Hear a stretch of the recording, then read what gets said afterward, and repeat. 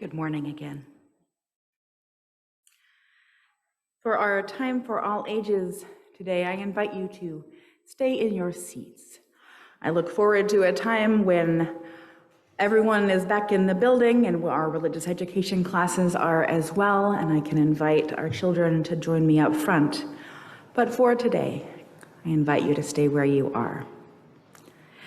Last week, we heard a story about John Murray and Thomas Potter, two important figures in our Universalist history. Thank you, Bob. Today, I want to share with you. Hey, it worked. You should never do more than one new thing at once, and we're trying the clicker and a live studio audience, so far so good. I want to share with you a story of two Unitarians.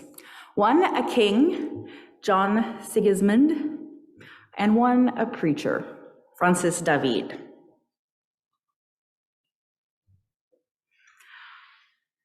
This is not two Unitarians. What could it be?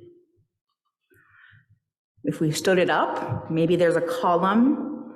If we laid it flat, maybe we could make a bridge. Maybe we need another piece. Now we have two. Maybe it's a tall tower we need to put together. If we put them beside each other like this, we have a hallway. There are a lot of things we could make out of these shapes, but I don't think we could make two Unitarians out of them. What we have here, I think, is a wall. And our wall has an opening, a gate for people to come and go. This is a wall around a city. It is an important city. One reason this city is so important is a king lives in this city.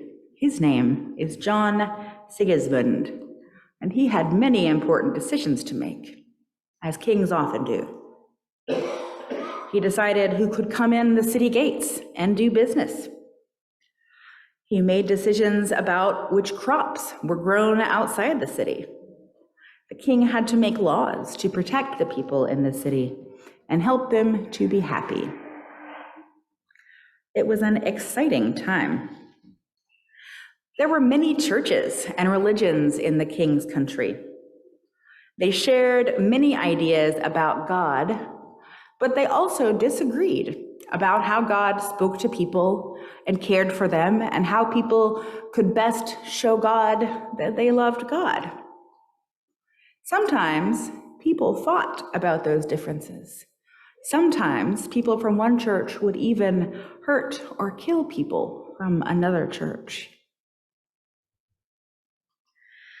They wanted the king to decide which religion was the right religion for everyone and which church was the right church for everyone. Because back in the 16th century, that is how things were. One religion, one country, and one king.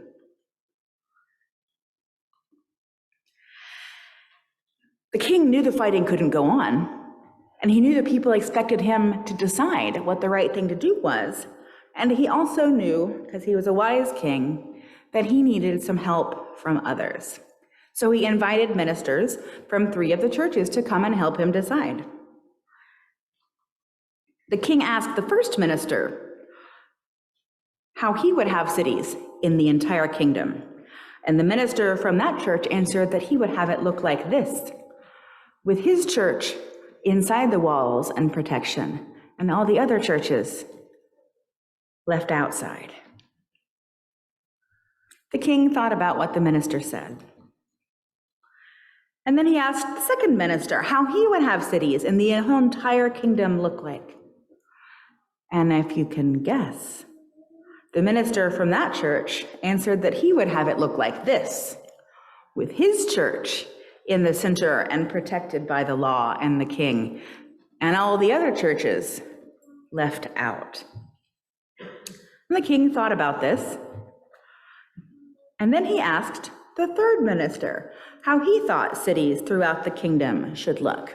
And they're all he's, because in the 16th century, that is how it was. This third minister, however, was a man named Francis David. He told the king that he thought all of the cities should look like this, with his church inside the protection.